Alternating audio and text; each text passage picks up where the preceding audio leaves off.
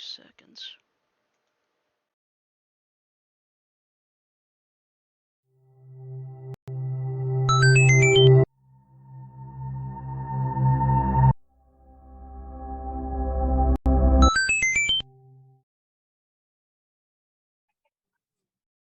Alright, good evening everybody. It is Thursday night here at Beyond the Airways, the Infinity Project.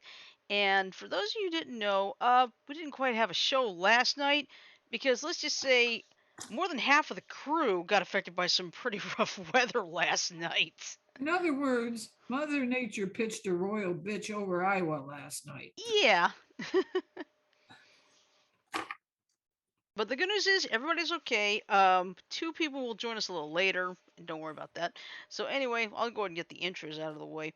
I'm your host for tonight. I am on Blog Stream. I'm currently joined on the line right now by two of my crazy cohorts. First, we have our resident joker, Mike. Hello, Mike. Good evening, everyone. Happy Thursday. And we have a resident. Let's see.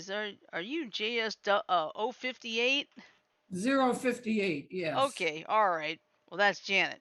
Our master and Hello, creator. everybody. Yeah. I hope your day went well. Yep, our master and creator Frodo and our Ford Mustang John will join us a little later, and which is fine.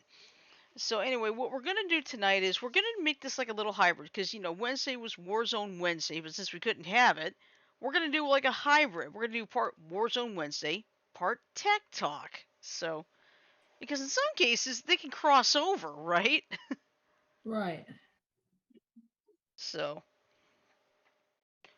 hallelujah. Like, if technology is supposed to be for everybody, why don't they make technology affordable for those who can't afford it?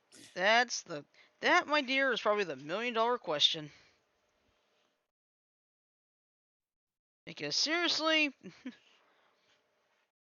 but I think that's what Biden's trying to do. But I'm not going to talk too much politics here. Let's just hope he can do it. Yeah. So anyway, let's see. What was it? There was like 12. Was it 12 confirmed tornadoes? Oh yeah, Saj is in the chat room. Hey, Joe. Hi, Saj. Yeah, I think Frodo said there were like 12 confirmed tornadoes and 42 like reports, but not all of them were tornadoes. So yeah. But still, that was pretty frightening last night for you guys. Thunderbolt. Hey, to do that one lyric quote from Queen, Thunderbolt and lightning, very, very frightening indeed. Galileo. I better stop. No, we don't include Galileo in that. It was just the thunderbolt and lightning part. I know. I was just having fun with it. But yeah. That was the situation last night. The Iowa team really had some rough weather last night. So And my Joker can vouch for that, can't you, Mister? Mm-hmm. Oh, here our rain was so bad. The wind was blowing so hard that the doggone rain was blowing horizontal. I believe it. Oh, and Lala's in the chat room. Hey, Lala. Hey, Lala. Hi, Lala. Let's see. Let me ask her if she wants in. Want to join the Zoom call, Lala?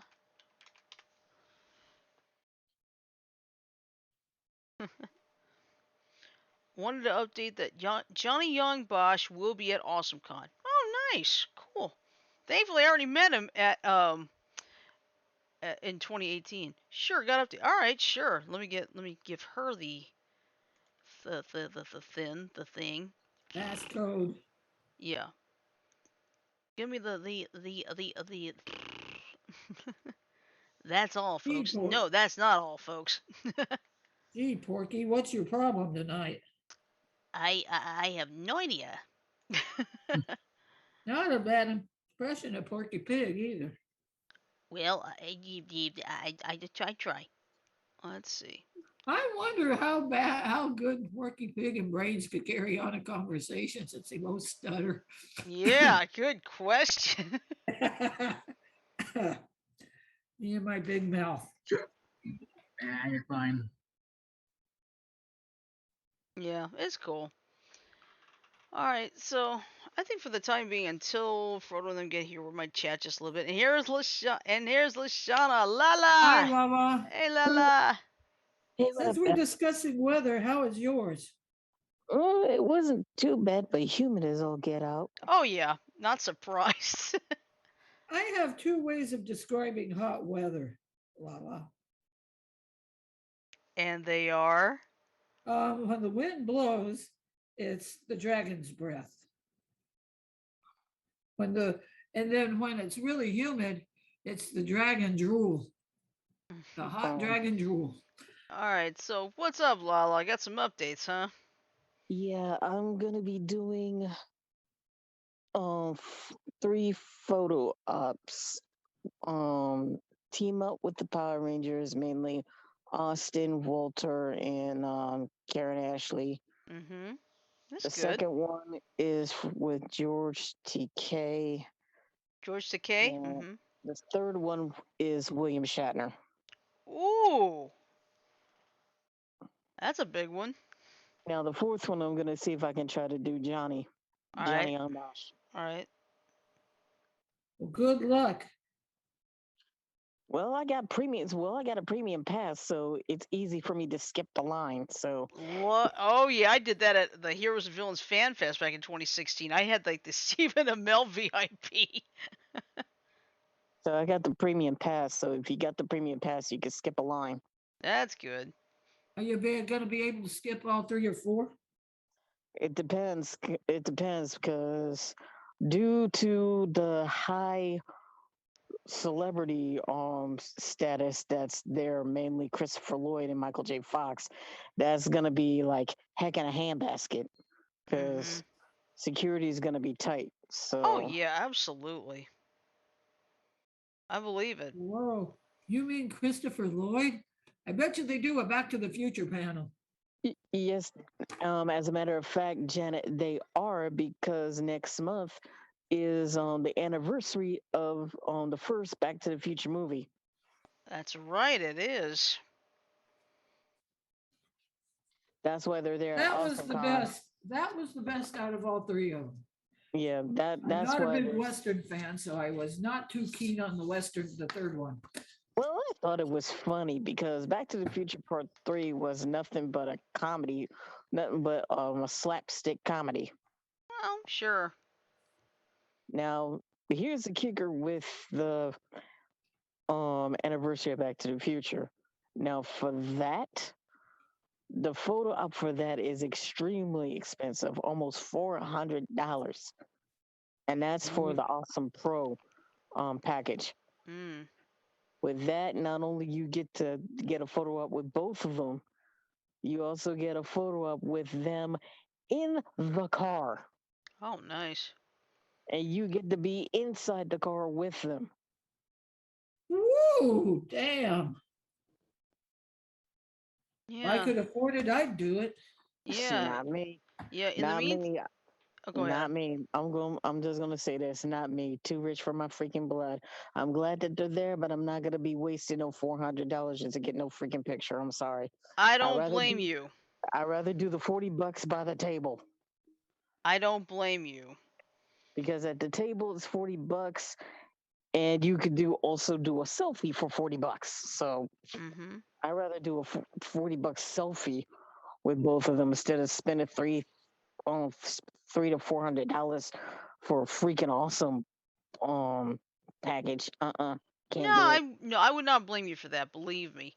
Yeah. In the meantime, you got AwesomeCon. Dragon Con's been updating quite a bit in the last few days. Let's see. Let's see. Here are the bands that are There'll be some performing live bands. Marquis Your of favorite one's Vaudeville. back, Yeah, surely. the Your favorite Cybertron. one's Yep, back. the Cybertronic Spree is back. Yes. And LaShawn, I'm going to tell you right now, if the Cybertronic Spree, it's a basically a band. They dress up literally like Generation One Transformers. Wow.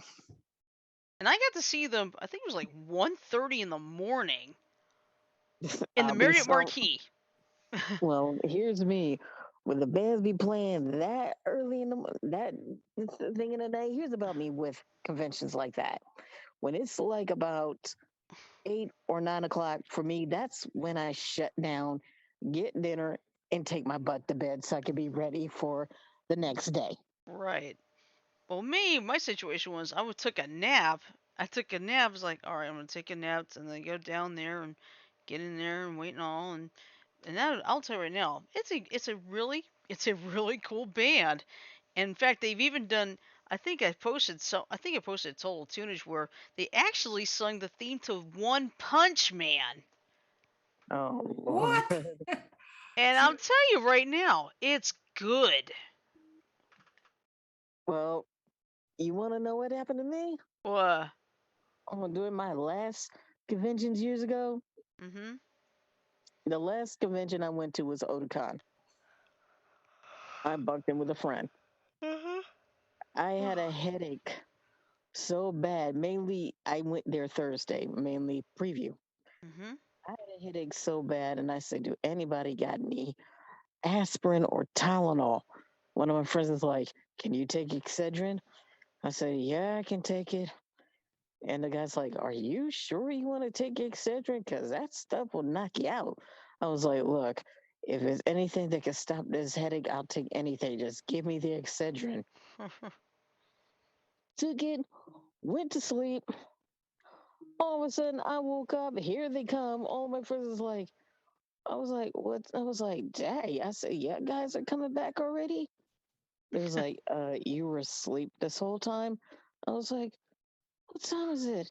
It's like, "It's 7 o'clock." I was like, "But I gotta get my freaking badge." Oy. Well, I remember before Dragon Con updated the system. I know back in 2010. Oh my God, I did not. I came at about I think like 3, 4 o'clock in the afternoon. Arrived in Atlanta. I Mm-hmm. did not get my badge until after 11 p.m. Oh, I would have been What mad. happened to that? Why That that, sure? it was the old system at the time, but now it's like everything is moving right along because they now have like, they scan the card, you and such, you show your driver's license to prove who you are and such, and boom, done. I mean, they have really done well fixing that, so that's a good thing. All right. Well, let's see. I don't know if you guys saw this. I posted this earlier, but Steam is going to put out its own version of the Nintendo Switch. I Yeah, hope I they saw include that. Among Us in a bundle. I hope they put Among Us in a game bundle. That's a That's a good question. Wait a minute. Steam. Mainly Steam that does all the virtual realities for the Oculus is gonna make their own Nintendo Switch. No, I mean Steam's like Steam's got the games like Among Us and Among Us, Stardew Valley. yeah, They're doing what Pac-Man. is called Steam Deck. It's yeah. their own version of a PC, but it's primarily those that have like Steam Mhm. accounts. Right. Um, well, if they're gonna do that, I hope they're gonna put XCOM 2 on the Nintendo Switch.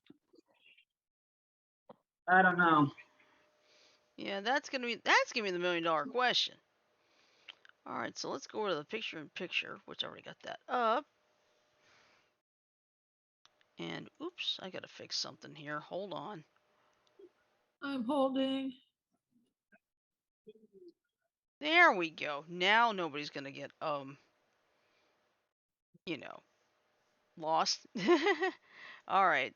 So anyway, this is the story. Steam just surprised announced its own version of the Nintendo Switch. Valve announces its very own handheld console, the Steam Deck, which will allow gamers to take those bulging Steam libraries on the go.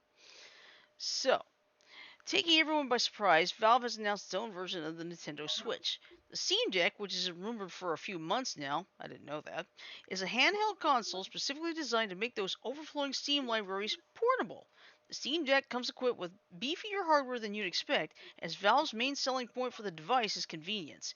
Steam Deck owners will simply need to sign into their Steam account to have access to their entire library, all playable in either handheld or docked mode. In terms of hardware, the Steam Deck comes fitted with the latest in both CPU and GPU hardware. The console's custom APU, built in collaboration with AMD, is Zen 2 plus RDNA 2, and Valve assures potential buyers that it will deliver more than enough performance to run the latest AAA games in a very efficient power envelope. The Steam Deck features a 7-inch touchscreen display, just like the new Switch OLED model, trackpads for precision movement, and a built-in gyroscope for basic motion controls. In terms of storage, buyers can choose between a 64GB eMMC hard drive, a 256 NVMe SSD, or a 512GB NVMe SSD. Better yet, the Steam Deck can take a micro SD card for further storage space. The device comes equipped with a 40 what's WH? This is 40 watt hour battery, which should ensure a good few hours of gaming. Valve insists that in lighter use scenarios, the Steam Deck should last between 7 to 8 hours. All of Steam's features will be available on the Steam Deck. Players will be able to browse the store, chat with Steam friends, and of course, play games. Beyond playing in handheld mode, players can also use the Steam Deck's dock to pair the device with a display, very similar to the Nintendo Switch. Valve also specifies that a powered USB-C hub could be used in place of the dock, which will be sold separately. In terms of availability, the Steam Deck will start shipping in December 2021 to the United States, Canada, the European Union, and the United Kingdom, with more regions to follow in 2022. As for pricing, the 64GB Steam Deck, which comes with a carrying case, is available for $399, as in $399. The 256 NVMe SSD Steam Deck is $529, while the most expensive version, which comes with the 512GB NVMe SSD and premium anti-glare etched glass, will set you back $649. The device can be wishlisted on Steam now. That's great, but I'm not paying no $649. That's a bit too much. Because I just been outside.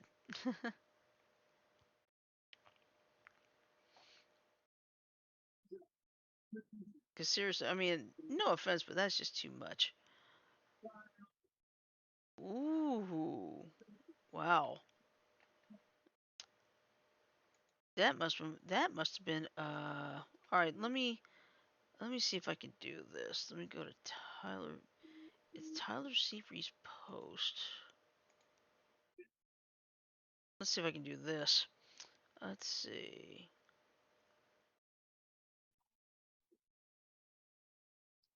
How do I copy? Let's see. How do I copy this thing? Oh, there we go. Maybe this will work. But yeah, let's just say I was a little concerned that I could be getting a thunderstorm tonight. It did not actually happen here, but let's just say Tyler Seabree knew what he was talking about because let me see. Let me put that in the Zoom chat also, so that way you guys can see it. All right, the link's in the Zoom chat. Okay, let's see.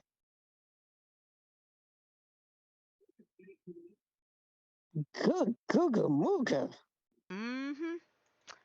That was here in Montgomery.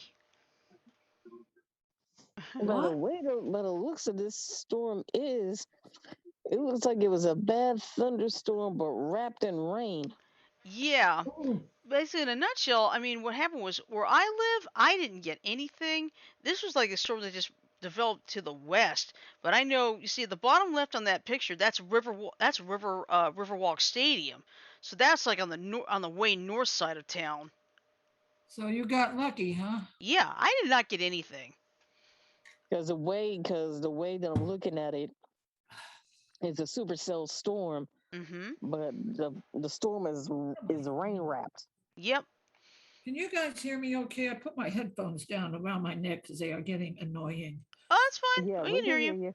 Mhm. Okay, is this this storm, better? Yeah. yeah, this Unfortunately, storm, this storm is rain wrapped because that's a whole lot of rain. yeah, That's that's like right. that's one big rain shield. Yeah, it is because it's rain wrapped. Yeah, because I can see I recognize that area right there. That's I-65 right there on the left. But as you can see, it's like there's the sun, there's this clear sky right there, and then this boom, this big old thing right here. Yeah, because it happens if they do like a real time thing that they do, like when you see it real fast. Mhm. Yeah, Real-time radar. Yeah, yeah. and then It, and then this is from downtown right here. And I'm not sure. Okay, this is the entrance to Alabama State University. I recognize that sign. In Tuscaloosa? No, here in Montgomery. Okay. Mhm. Yeah. Montgomery, Alabama, because I remember there was one bad tornado storm that y'all had, and it was terrible. Yeah. Well, if it was back in 2011, that was probably the one in Tuscaloosa. I mean, we were in the area of concern, but we just about got nothing here that Hey, day. what year was it you and I were sitting on Skype tracking the debris? 2009. It was 2009 in the El Reno tornado, the one that hit that pig What the farm. one that flipped Mike Bettis, right? No, that was 2013. The one that hit Bettis was 2013. In But case you're yeah.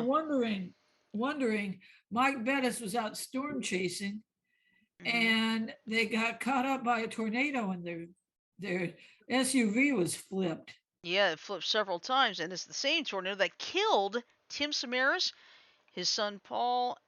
No, yeah, his son Paul, and their friend Carl Young. Now I remember that story, Hmm. but I remember the other story when I think the Weather Channel van got flipped over. Yeah, that was the one in 2013. That was the Mike. That was the El Reno one. That was the Mike Bettis Yeah. incident. Hmm. That was the Mike I Butta. mean, the car flipped over, and About the three only thing, times. And the cameraman's camera was still recording when it was pulled out of his hand Yeah. and it hit the ground and it just showed the van flipping and flipping and flipping. Hmm. and I was like Exactly. this, I was like, how can the van flip over and the camera landed right on the ground without no damage at all? Pure luck. That's all I gotta say on that one.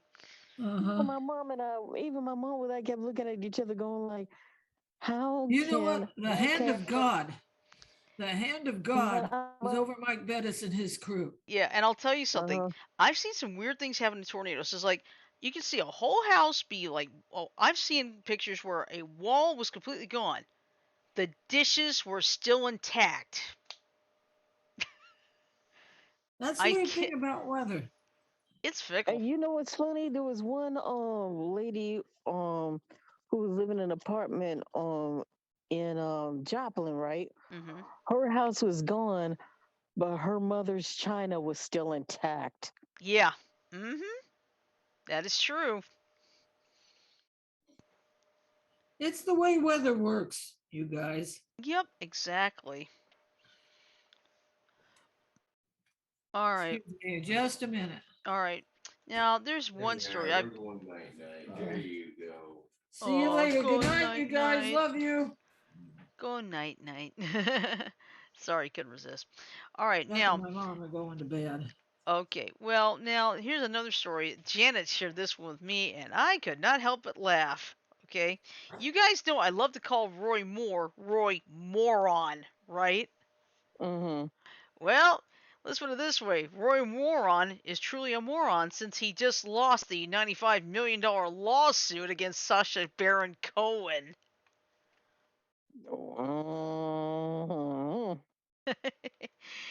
He played a practical joke on Roy Moron, and it backfired Yep. on him, Yeah. not Sasha. Mhm. So let me put that. Let me put them in the whatchamacallits. Them whatchamacallits.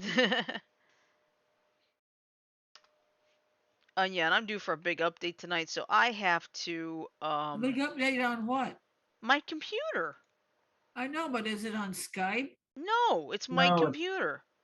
no, it's Windows Update. Yeah, Windows it's a Windows Update. I had to update. do that to mine earlier tonight. Mm-hmm. Another Windows update? I Yeah. thought I just got one last week. Yeah, but Yeah, that's they what. release them on and off. Yeah. Okay, so I put Let me the check story something. up. I put the story up everywhere. So let's get. Let me see. What the hell am I doing?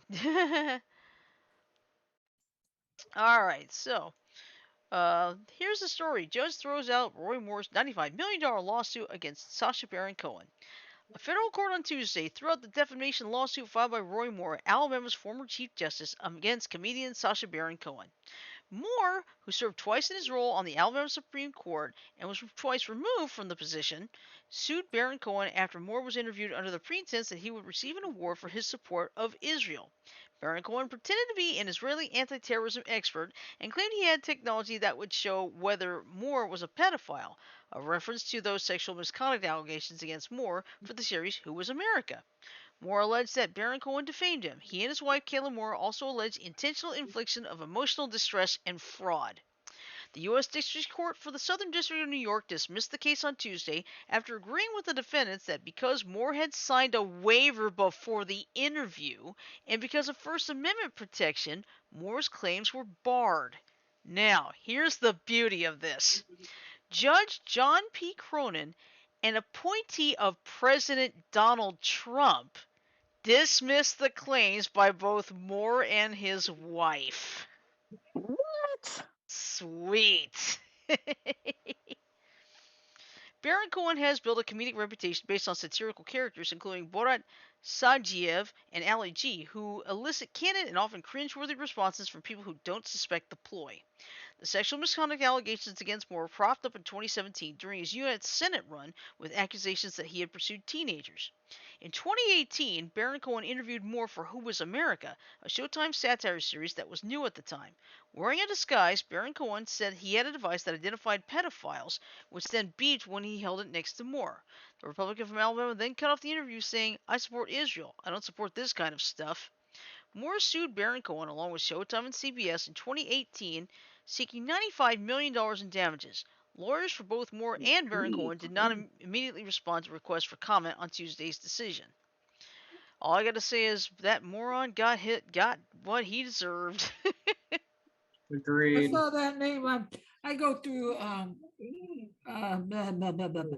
I go through MSN News hmm when I first log on, and I saw that, and I go, I know who liked this article. Oh yeah, like serves you right. I would have posted it to the BTA group, but I think you would have liked it more. Yeah. I mean, just goes to show you you see the biggest catch, the fact that you sign a waiver. You can't sue. If you signed a waiver, your rights is gone. Yep, exactly. It's like it's like when anybody signs up for any of these things, like Facebook or Twitter, what do you have to read? The terms of service. Oh, yeah. That's But what the TOS is all about, exactly. to make you aware of what's expected of you. Mhm. Yep. It's like, oh, brother. All right, let's see what else. I did post some. Oh, now here's something Oh, interesting. Go ahead, Janet. no, you started first. Okay, well, how about this? Google employees angered by search giant's hypocritical remote work policies. Okay. I posted that one because that's interesting. So let me put that in all the. Let me put that everywhere so you can follow along as we go along. Follow the bouncing ball Yep, exactly. And we put over or here. follow the bouncing pug head. Mm-hmm. Well, it's better to say I am Cornelio, which I'm not. I'm not cornholio either. Mm-hmm. All right, so let's do the picture-in-picture thing, and here we go. So, Google employees anchored by search giants' hypocritical remote work policies. Employees were already stirred up over opaque policies on remote work. Then a senior executive announced he's moving to New Zealand in what some workers consider special treatment. So here's what's going on. As Google employees around the world make plans for post-pandemic work at the tech giant, Laura Davicine won't be among them. For months, Davicine, a senior site reliability engineer, went back and forth with the company over a potential relocation. Fed up with Google's inflexible policies, she handed in her notice. For Davicine, Google's attempt to corral its employees after a year of remote work has been marked by indecision and backpedaling. Last fall, her team was told that it would need to relocate to North Carolina from the company's office in Sunnyvale, California, about 40 miles south of San Francisco. The prospect of ditching Bay Area housing prices and long commutes was a powerful draw. The move, however, came with a 15% salary cut, she said. Then in late March, the team was told it would be a 25% cut. About a month later, the team relocation plans were scrapped altogether. This feeling I can't realistically leave the Bay Area and work for Google is enough for me to have decided to leave, Davicine said. It's the fact that Google doesn't prioritize the needs of human beings. The fact that we have lives outside of work, that people actually have families, which is true. The remote work is sweeping across corporate America. Google has been reluctant to let employees do it permanently, an approach Twitter and Reddit have taken. Google isn't the only tech company wrestling with its workforce's increasing desire for flexibility. Apple is facing its own backlash from employees, while Facebook just extended remote work options to all its employees. But the way the search giant has handled the rollout of its plans has drawn particular scrutiny. In May, CEO Sundar Pichai unveiled plans for a hybrid work environment that would require most employees to work from their offices at least 3 days a week beginning in September. Under the new structure, 20% of the company would work remotely. Another 20% could work from new locations. People who relocated would get salary adjustments based on the local market. The bulk of Google would pick up where it left off, working from the office. Google makes up about Google makes up almost all of Alphabet, a holding company that has more than 135,000 full-time employees. As the company sorts out who will work where and how much they'll be paid, Google employees say tension is broken out over office transfers, compensation adjustments, and remote work. The competition for transfers and the prospect of pay cuts has provoked growing anger, they say. The dust up over the future of the company's workplace policies has the potential to affect every person at the tech giant.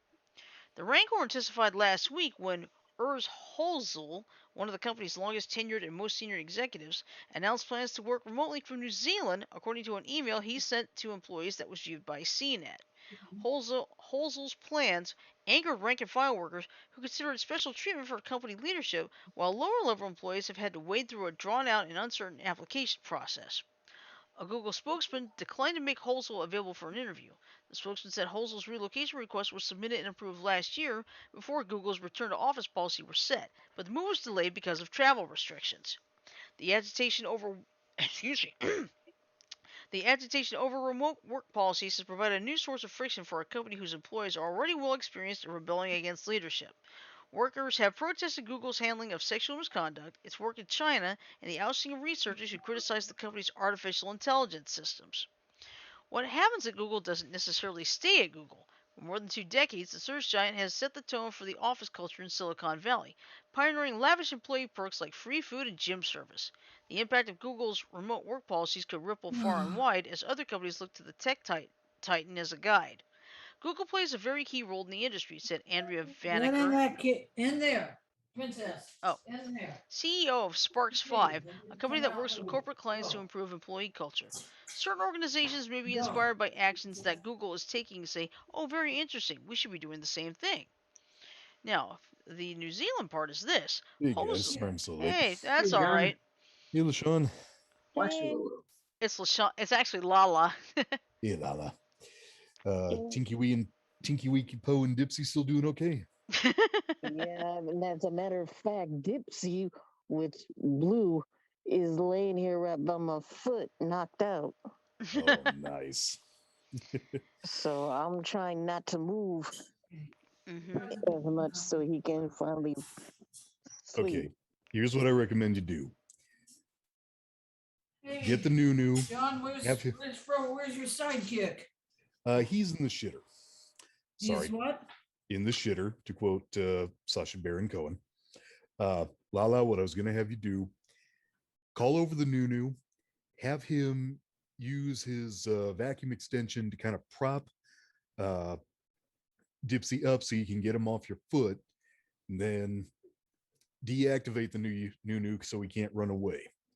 Then he should be Well, able to to be keep him. honest with you, he's like right beside my leg, so I did move my feet a little bit, but Oh. now he's back on my leg, so maybe he's comfortable, and now he's using my leg as a freaking pillow. So Yeah, I'm I just know. Oh, gonna wait. that's nothing. That's So I'm gonna nothing, wait. Lala. Lala, that's nothing. I was watching TV with my mom this afternoon, and I had two 50-pound dogs in my lap. Two of them. Nice. Oh yeah. Blue's not all that big, so the problem is when he gets comfortable, he'll like scoot right up by my leg, right under my butt. Then he'll like go up, and when he's not comfortable, he'll go up and he'll sleep like right on the side of my back, and he will stay there. Mhm. And if I move him just a little bit, he'll kind of go. And I'm like, look, Blue. I'll be like this, Blue. Look, I'm trying not to squish you. You either move or go into Auntie's room and go to bed there. You either got a choice. Either let me move or you go into the other room. Now, which is it?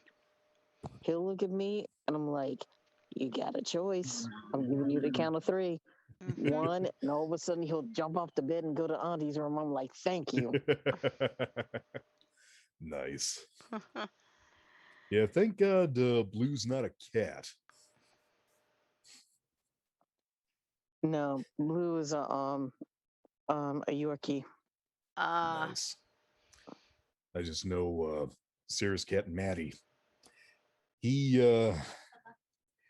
he will get comfortable on my legs on the ottoman, and I don't know whether I'm just getting bony there or what, but he's heavy enough that when he steps on my shin, I feel it.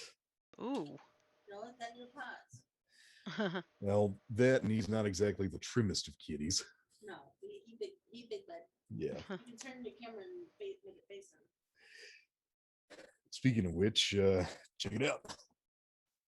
Think I got his good side? Aw, there's Maddie. Aww. I can't see. Oh, there's Maddie. Hello, Maddie. Yep. Hello, Maddie. Hello, Maddie Kitty. Hi, Maddie. I just fed him a He's not little. mad. He looks like he's knocked out and just saying like, I'm asleep and I don't want to be filmed. Well, he's actually sitting in front of his food dish. I think he's expecting another treat. Shirley, I got your article about Google. Shall we debate? Yeah, well, I've been reading most of it. Let's see. Right now, I'm at the part where it says a New Zealand experiment. Let's see. Oh boy. Let's see. Holzel, Google's senior vice president of technical infrastructure, is a revered figure at the company. Hey, quit Shirley, your I think that's growling, actually Cosmo. pronounced Damn it. Hutzel or Hiltzel. Yeah, I think that's Hultzel. Holtzel. Hutzel. Okay. I was Like close. an O with an umlaut over it is like a double O, like or oo. Gotcha. No, it's more like like in book. Gotcha. Uh, Okay. Yeah, I've been having a hard time with that one. It's like, huh? So Actually, it may be Hutzel? Heltzel. Heltzel? Something like Heltzel. Heltzel. Yeah. Okay, got it. Heltzel, Google's senior vice president of technical infrastructure, is a revered figure at the company. He was one of Google's first 10 employees and is credited with building the tech giant's IT foundation of servers and networks. But for some Googlers, his relocation email, which was sent on June 29th and hasn't been previously reported, illustrated the iniquities of the company's system for deciding remote work. After 3 decades in the UF, my wife and I both felt it was time to consider a new location, Heltzel wrote. We've decided to spend a year in New Zealand and see how we like it. To be clear, I am not retiring, just changing my location. In the email, he calls the move an experiment and says it won't be a problem for him to continue working in the Pacific time zone because he is an early riser. He ends the note with, Kia pai tō rā, or have a nice day in Maori. And I'm not going to read that whole letter. You can read that part. But anyway, two Google employees said Heltzel's situation is encapsulated the company's hypocritical policies. Both complained that the relocation represented a double standard in which different rules apply to executives and senior ranks. While his approval came last year, Google employees now undergoing the remote work application process have been told decisions won't come until August at the earliest. Approval for Heltzel's move came before the procedure was instituted. After the story was published, NewsHub, a New Zealand news site, reported that Immigration New Zealand had granted Heltzel an exception to the country's COVID-19 border restrictions. News of Heltzel's relocation especially stung because he's been particularly vocal against remote work, employees said. Dave Esseen, the resigning Googler, said Heltzel had a policy of not letting people work remotely unless they were assigned to an office, and he wouldn't consider remote work for people who hadn't reached a certain level of seniority.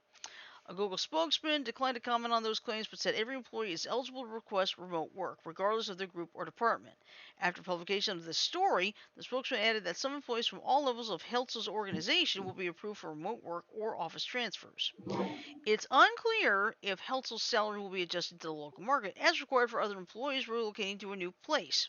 The Google spokesman declined to comment on his compensation. If the rule applies to Heltzel, he would likely be taking a pay cut. Mountain View, California, where Heltzel is based, is 18% more expensive than Auckland,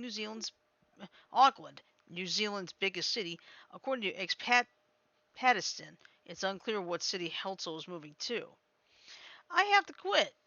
Google's stance on salaries has drawn blowback with the tech giant. While some tech companies like Reddit have said they'll pay employees in San Francisco or New York salaries wherever they work, Google has taken a hard line on making pay adjustments. Last month, Google released an internal tool that gives employees estimates on how their salaries will be affected if they relocated. One Google employee based in San Francisco said they would like to move out of the state to be with their partner. The employee will be relocating to an expensive tourist destination where the partner grew up. Google doesn't have an office in the city, so the employee applied for remote work, but it would come with a 25% pay cut, according to the salary tool. The employee, holding back tears in an interview, said the situation has made them consider leaving the company. I will not choose Google over my partner, the employee said. If I can't work with my manager or figure something out, I have to quit. Google is not that great. The remote work policies have taken a toll on the people around Google workers, too. The partner of one Google employee who spoke to CNET said the employee moved to the East Coast during the pandemic so they could live together. Now the couple may end the relationship because the Google employee is expected back in the Bay Area in September. Really? Let's see. Some employees have speculated about Google's motivations for emphasizing in-person work.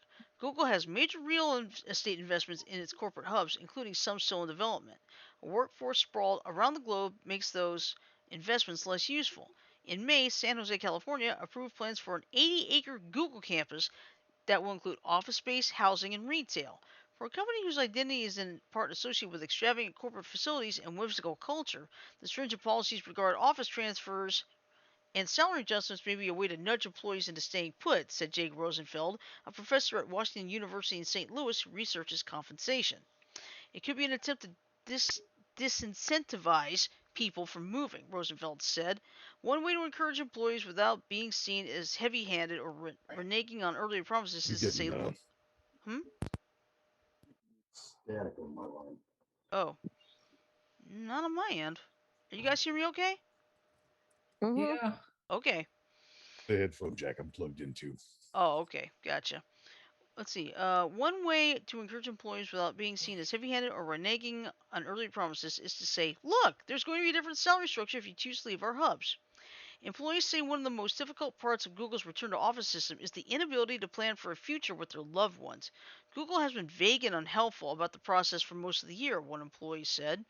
The confusion has meant workers have to leave crucial decisions like schooling for children and apartment leases up in the air. A really big pain point for me has been the uncertainty, Davicine said. It has been the unwillingness of Google leadership to commit to a policy and to commit to a policy that seems realistic. And that's the end. Okay. Well, here's the thing. With regard to the seniority, whether or not Google's a hypocrite is going to depend on whether or not they follow their own rules. Because I've seen this kind of thing before. Hold on a segment. Sure. Sagan. Your head's being cut off. Oh, sorry, now it's in the Okay, guys. Here's the thing.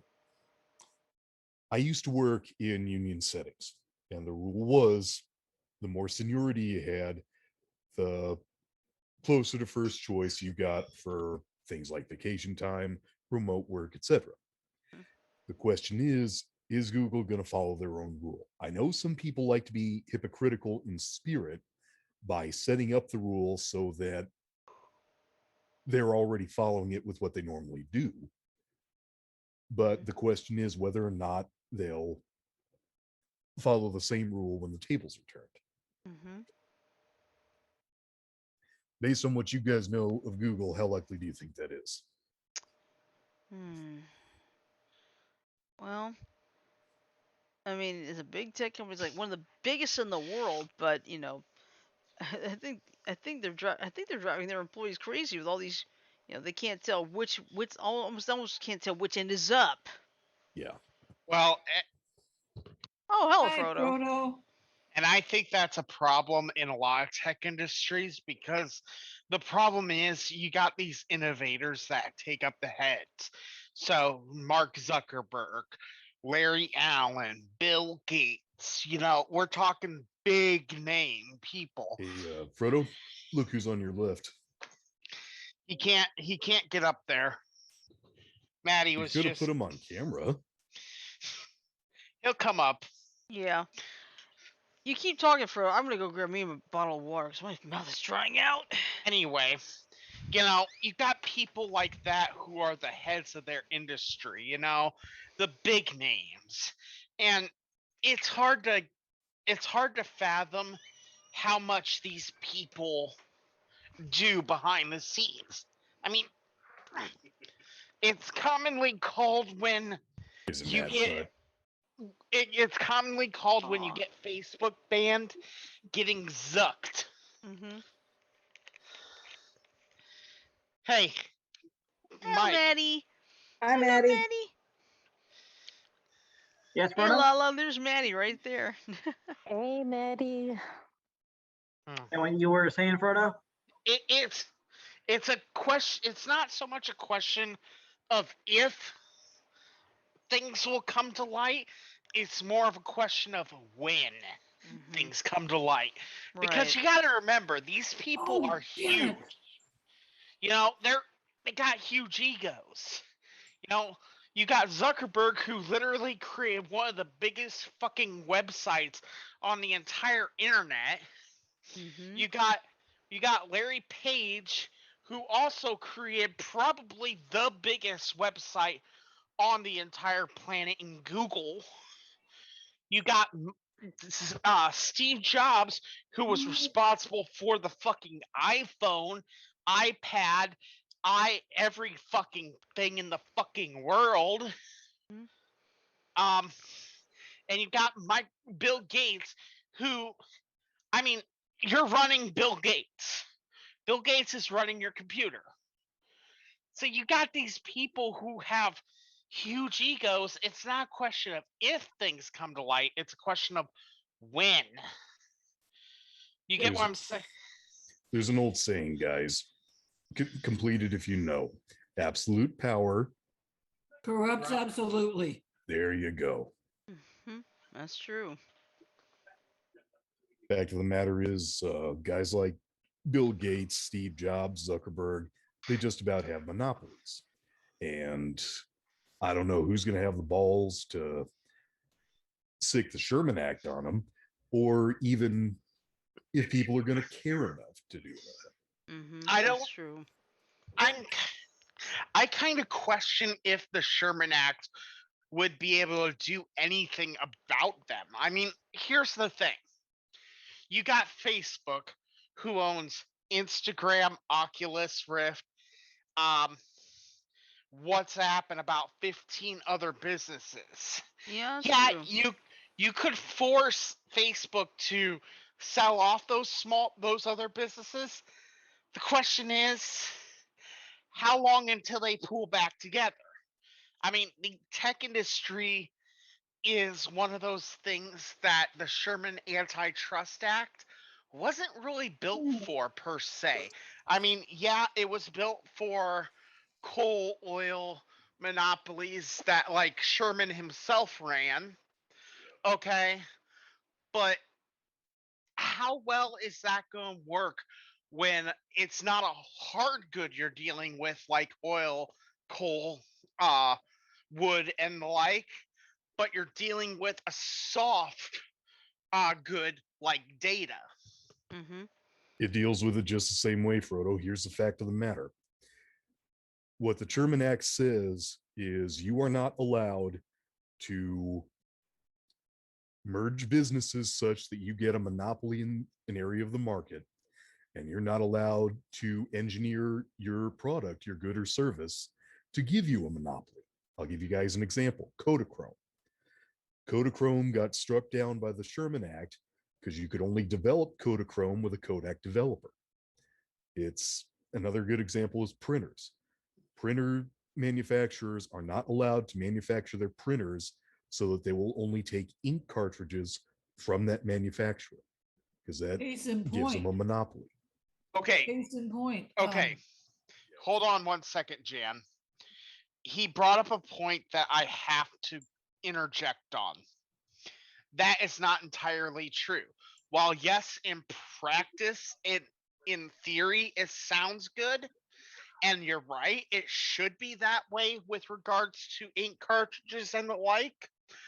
In practice, that's nearly impossible to regulate because each printer communicates with the cartridge in a very specific way. Okay, now Frodo, here's the thing you got to understand about that. Yeah, you would need an HP style cartridge in an HP printer. I've owned HP printers before. My current one, admittedly, is a Canon. It's a printer scanner combo, but I know that concept. But it's not like only HP is allowed to make those kinds of cartridges. And in fact, if only HP were allowed to, that would be illegal. Mm-hmm. And you'd be correct in saying that it'd be illegal. However, there are cases that have been coming up lately where people who either A, refill print cartridges with just standard ink, B, get third-party cartridges that are not not recognized by the printer, or I run C, a good printer doing that.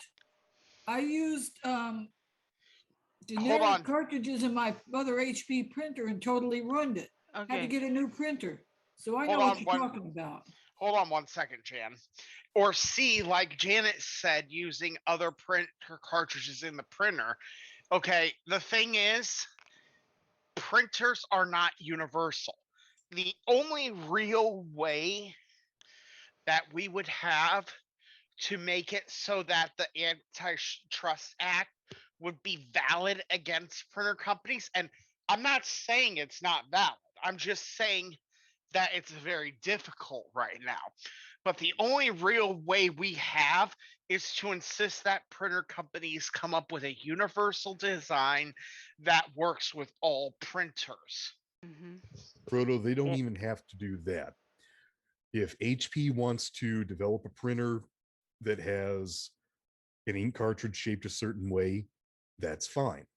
What they need to do is to delegate the manufacture and sale of that printer cartridge out to contractors, because that way those contractors can compete for market ownership, and that keeps not market ownership, compete for customers, and that keeps things competitive and good for the consumer. If, for example, HP refused to do that and said, like I said, no. If HP refused to do that, instead manufactured the cartridges themselves, that would be not only illegal, it would be traceable, because the government could say, you can't do that. You either have to set the price on these or we're going to shut you down. I will say, I agree with you. Okay. Me and you are on the same page here. Okay. It's just difficult. However, there is a way we can do universal print cartridges, and a company has come out with it, and it is on market right now as we speak. The Epson printer line has a set of printers called Eco Tank. ECO Tank. I've seen them advertised. And instead of having print cartridges, they have tanks of the colors. So you got CMYK, cyan, magenta, yellow, black. Okay. And instead of taking print cartridges, which have been and still are to this minute one of the most dirty and wasteful products that has ever been in the computer industry, and you can't say that I'm wrong about that, John. I had no intention of it, Frodo. I have changed ink cartridges myself and even had them refilled. So my point being, these eco tanks are what I'm talking about a universal solution. While yes, Epson has the trademark on them right now, the theory goes if everyone who gets a printer, instead of going for like a cheap ass HP from Walmart, goes and actually gets these eco tank printers instead of the fucking stupid ones with the print cartridges, it would show the industry that, maybe Epson is in the right direction here, because instead of having individual cartridges, while yes, theoretically they'd be cleaner, you have instead tanks that you fill yourself. That's universal. Well, Frodo, I'll tell you this. I used to be able to refill my ink cartridges. Then those refilling stores went out of business. Now, I don't know. Here's the thing. If Epson holds the patent on that, then what other companies are going to have to do is see how much they would have to tweak a similar design before they could skirt the patent. May I interject on this? Sure. Just so that you and Frodo know, I used to work for HP. Do tell. I used to work for the company. You forget, I used to work at Best Buy and I was contracted with HP. Believe me, I know, because I had to be selling a lot of the printers to customers. And also, the one thing that they keep telling us to do was get them on the instant ink program instead of them coming in there buying the ink cartridges for $40 to $60 a piece. Oh yeah. Now here's the thing about the eco tanks. HP is trying to come out with one, because I seen one of them when I was at a HP meeting. So yes, they are working on a eco tank. When it's coming out, I don't know, because they never give us the dates on anything. Okay, I am looking at the Best Buy website right now on my computer, and the cheapest eco tank printers, yes, they're expensive, but the savings with the tanks over the cartridges is going to be extreme. We're talking for one printer, John, that comes with a full load of printer ink, which is four bottles. It's $199.99, $200. But that's an all-in-one wireless inkjet with all the bells and whistles you'd ever need. A printer, a copier, it may not have two-sided printing, but who gives a shit? I don't even use it.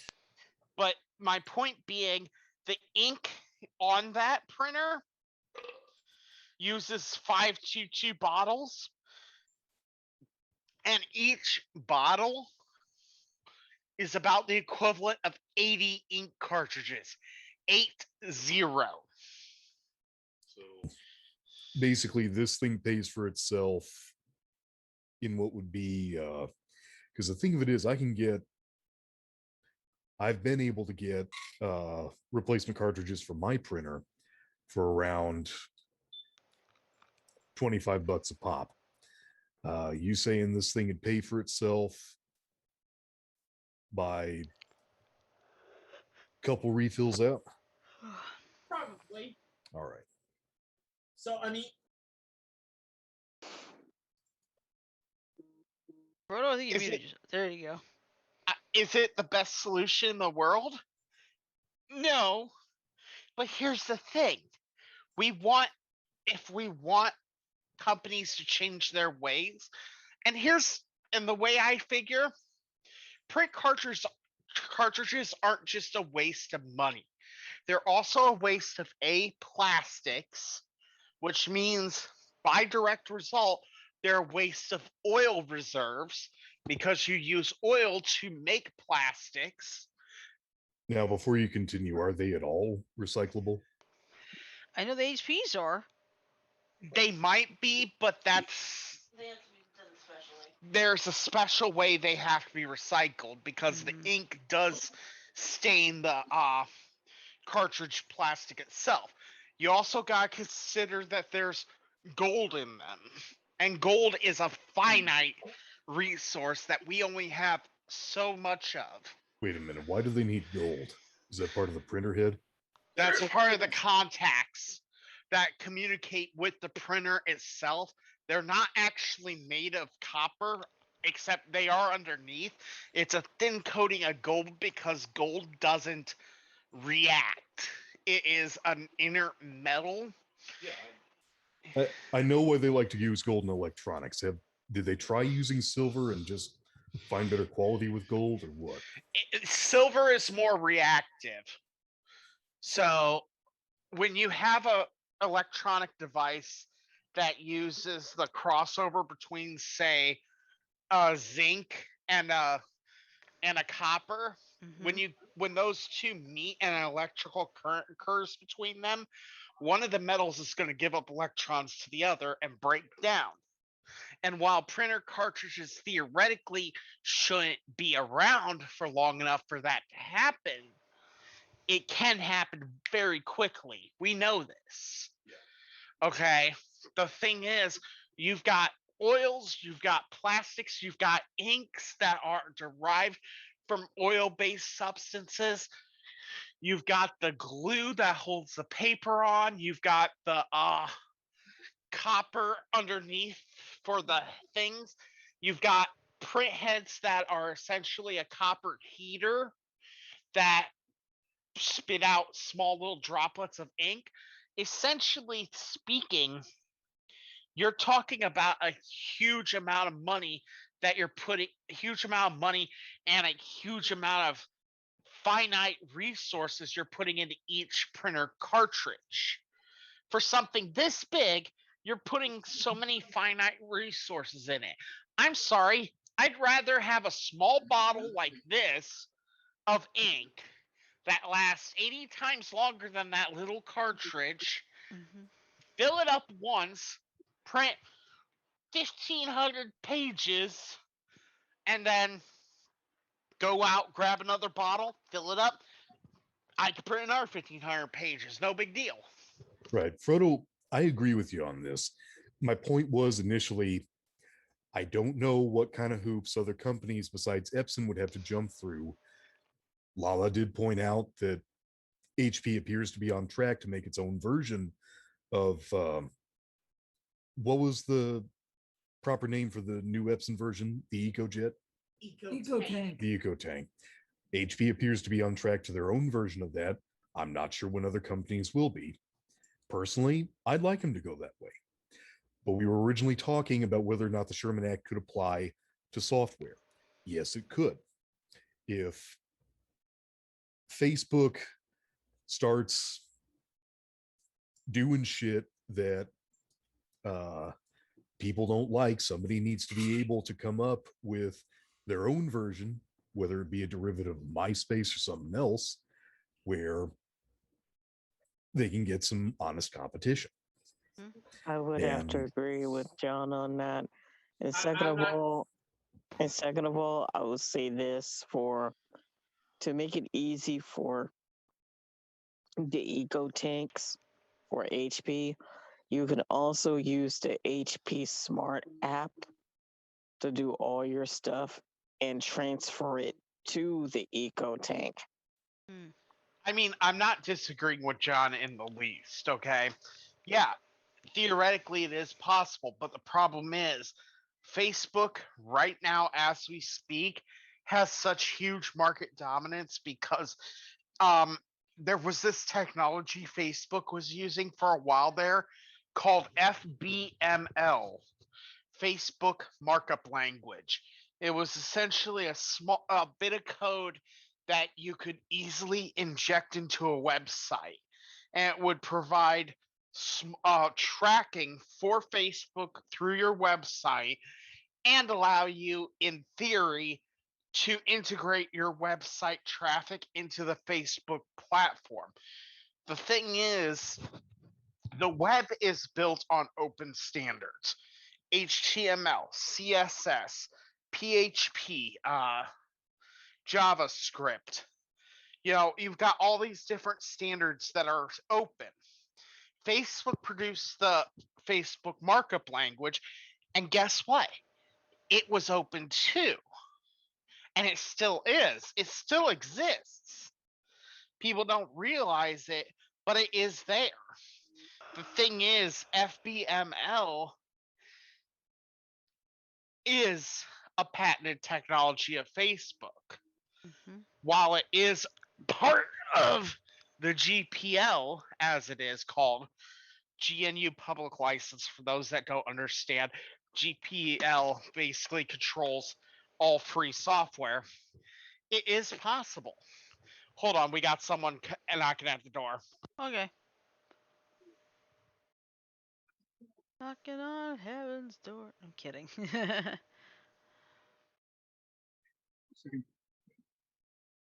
Yeah. Say hello Hey, to we're Woo going. Hey, Woo. Lulu.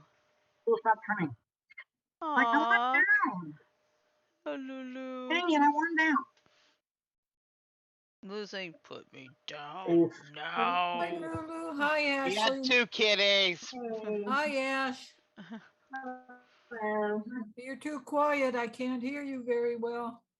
Oh, no wonder I'm going half blind. Nothing I can do. The mic is up as loud as it can go. I'm talking to Ashley. I Oh, know, okay. and she had to put Lula down. She was getting grouchy.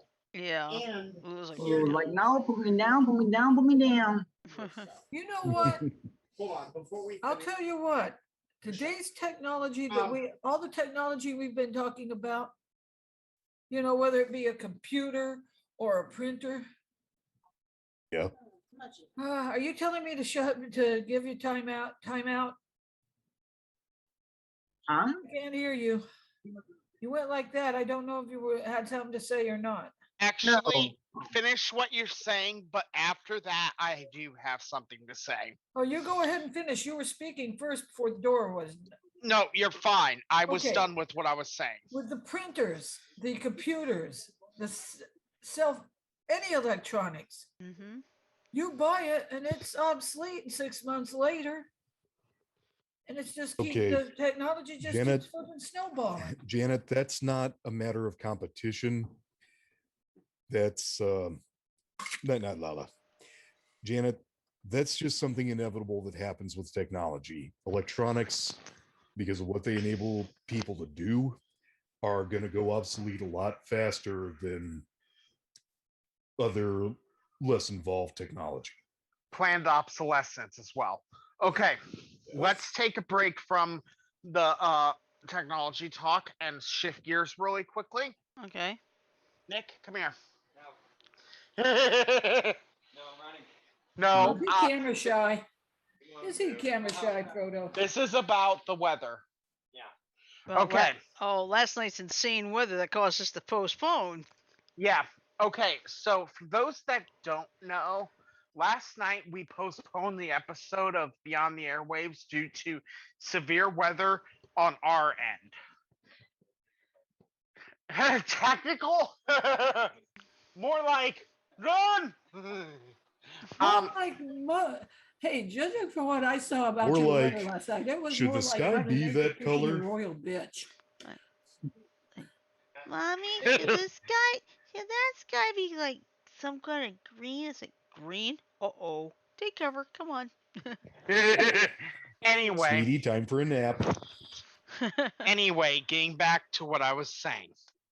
For those that do not pay attention, in Iowa last night, throughout the day yesterday, we had 42 reports from either emergency management agencies, officers of the law, or firefighters, trained spotters, or active media personnel that stated that there were tornadoes on the ground in Iowa. Mm-hmm. We had in this area, which is eastern Iowa that we live in, we had anywhere between 12 on the low end and 20 on the high end Yikes. tornadoes God damn. yesterday. And the worst part about it, basically they surrounded us. Okay, we had two in Lynn County. Yeah, they surrounded us. Yeah, it was like a sandwich or a half moon or whatever you want to call it, but it was ridiculous. So when we called off last night, we did not call off because we were angry or anything. We called off because I was like, We were afraid for our safety. Yeah, that's why I put that blanket image up there saying severe weather alert. So basically, here's the thing, Jan. We sit in what's called Lynn County, right? Right. And just to the west of us is a county called Benton. To the east of us is a county called Jones. To the north of us are two counties, Buchanan and Delaware. All of those counties had at least 2 tornadoes each, whether they be quick, hit the ground, come back up, or hi, I'm just gonna go trucking on. Hi. Mm-hmm. Okay. And in Lynn County alone, we had 2 that decided to touch and go. Yeah. And 2 more, and one, I think there were 2 more that decided, hi, we're just gonna truck here. So when I called off for last night, Mike, it wasn't because I thought necessarily that Cedar Rapids was gonna get hit. It's that I thought, oh shit, what happens if one of these tornadoes decides to take a turn down I-380? Mm-hmm. Well, you know what? There are 2 things that would cause the show to be postponed. One is family emergencies, family coming first, or weather. Because we live in different parts of the country. Right. Exactly. So there's no need for you to worry. Let's just say now. You made you made the right call last night. Yeah. Last night, me and my friend Nick, who's in here technically. Hi, Nick.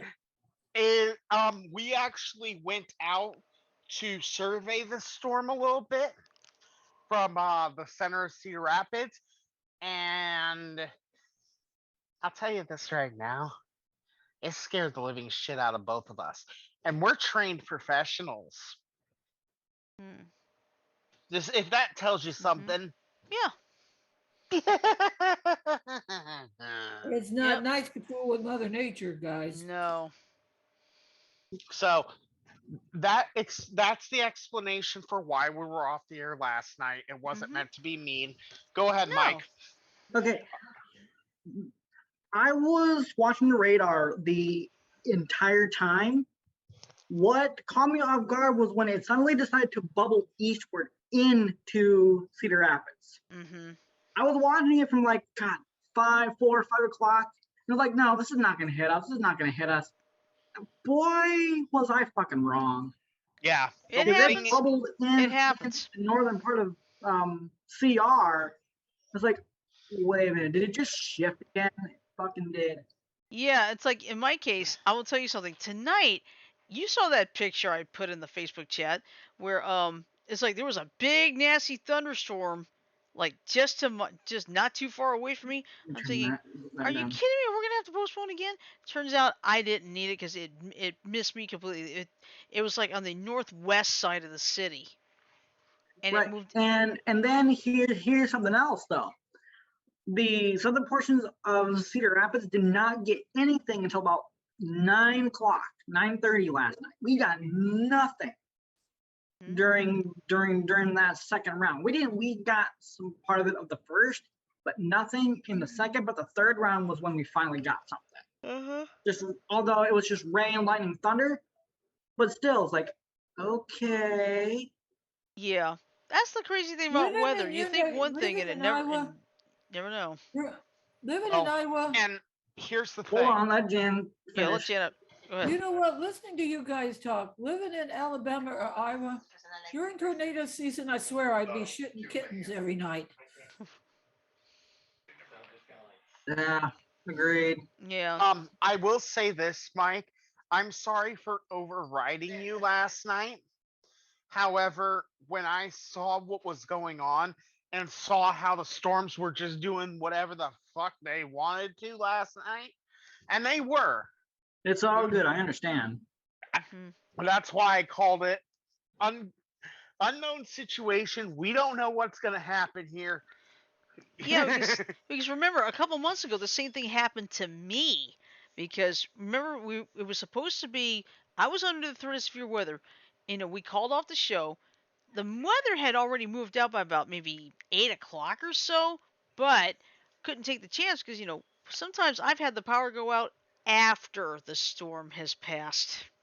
Mm-hmm. And I'm gonna say this right now, and Mike, you can tell everyone if I'm right or not. Last night, even in Cedar Rapids, the ingredients were there for craziness. Okay, it was just muggy enough to be unstable.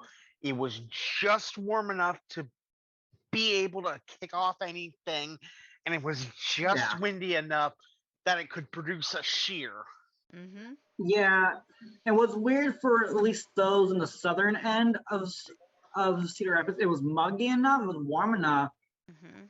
but the winds kept going in and out. That's as far Yeah, as I've noticed. there Which was was during the storms that were coming, Mike.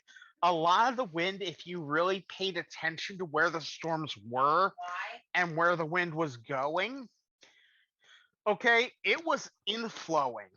So to explain, to feed a storm, you have to have an incoming wind of warm, moist air. Mhm.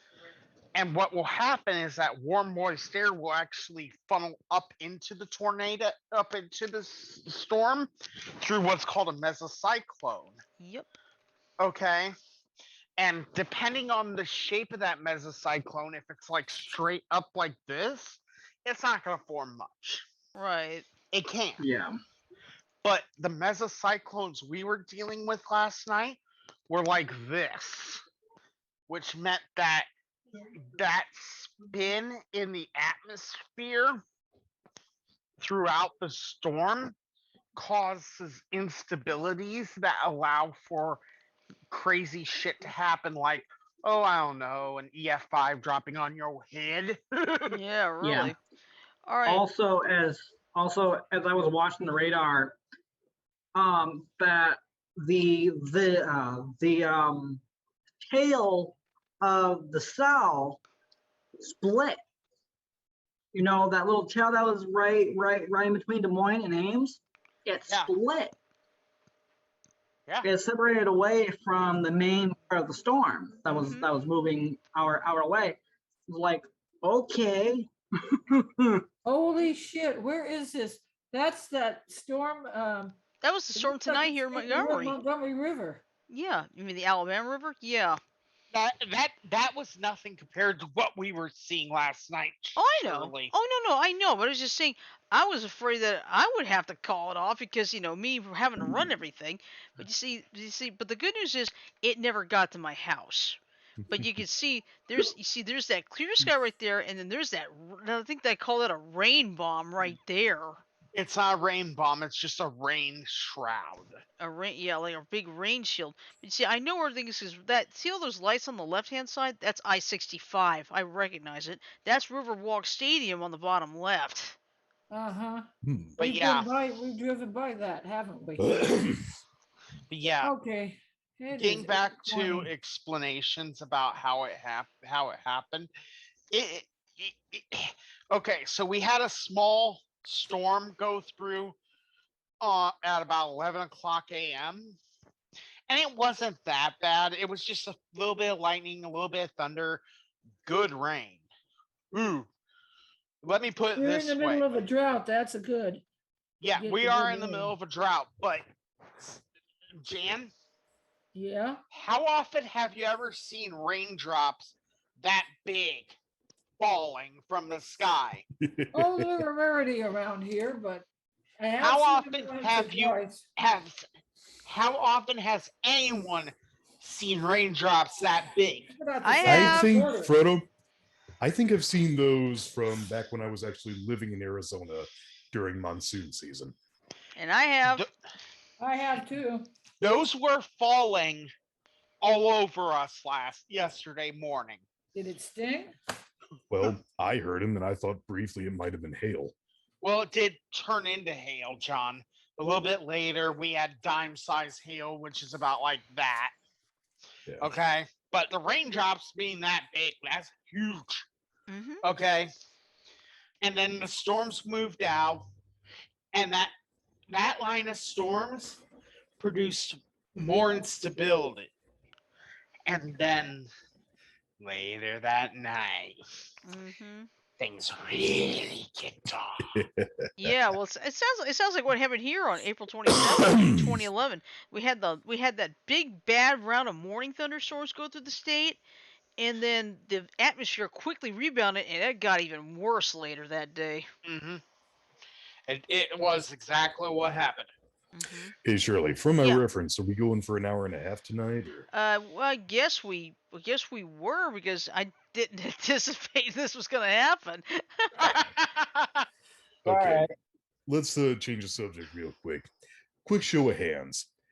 Who here among us broadcasters thinks that critical race theory ought to be taught, ought to be the medium through which history is taught in public schools?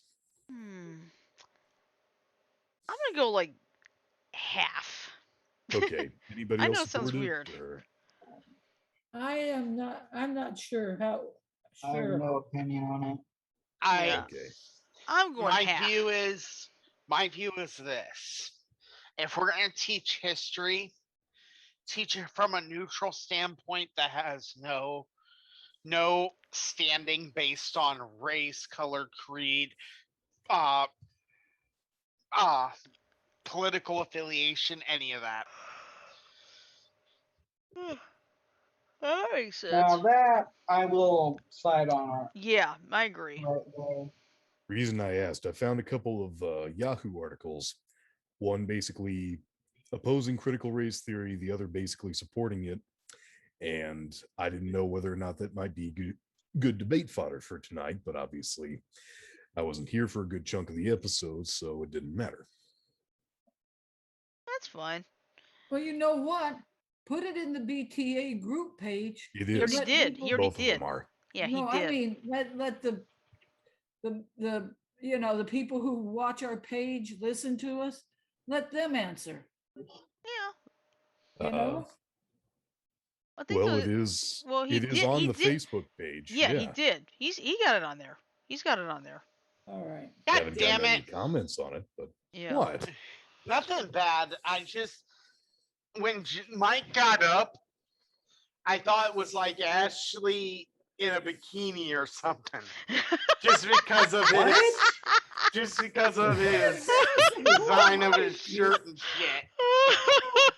Embarrassing the poor guy. Oh What? God. Frodo. What the frick? He's Mike. Frodo's talking about the fact that you got up so quick that it made him think Ash might have been scantily clad or something. No, I went to get a cup for ZQL. No, you're fine. But your design of your shirt Yeah. kind of made it look like you were that maybe Ash was in a bikini or something. Okay.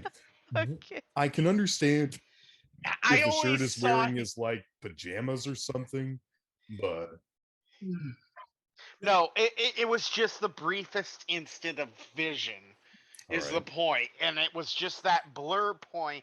It looked like what the Hey fuck. Mike, is that kind of a nightshirt? I've seen that on several broadcasts. No, it's not a nice shirt.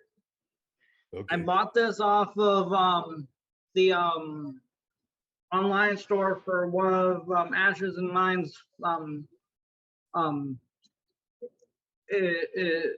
content creators. Cool. Okay. Sadly, it's no longer up because it was only there for about 2 months, May and June. Oh, okay. Well, You anyway, know, I'm just giving you shit, Mike. Yes, I know. all right. Well, I think this is a good point to end the episode tonight. Yeah, There. it is a At good point least to I end the can episode so you won't articulate. trip over your tongue anymore. Yeah. As I think I've tripped over enough tonight as it is. All right. So You've anyway, tripped over things other than just your tongue. I know. Tripped over the ottoman, tripped over the coffee table, tripped over a chair, tripped over a cat, tripped over your curb. Tripped over your sword. Are you insinuating that I'd trip over this? Yes. All right. Well, anyway, let's go ahead and end it here. Let's go ahead and put it in here. But I'm just gonna say this. Of course, tomorrow night we're gonna be doing family-friendly Cards Against Humanity for 90 minutes, and then we will also add our special naughty, very naughty version after the show. So, all right. So if you give me a second here, I'm going to play the 10-second ending here. If I can find the ending. There we go.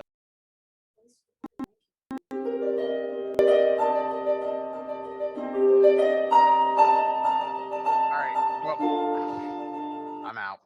All right. Good Later, night, Frodo. Bye, Frodo. See you tomorrow night. Okay. Well, Just so you anyway, know, you may still hear him over my mic. that's fine. Well, anyway, I'm just gonna go ahead and say love, peace, and chicken grease. Everybody have a great night. Sleep well. Stay safe, and we will see you tomorrow for family-friendly Cards Against Humanity. Good night, everybody. Take Good night, care, folks. everybody.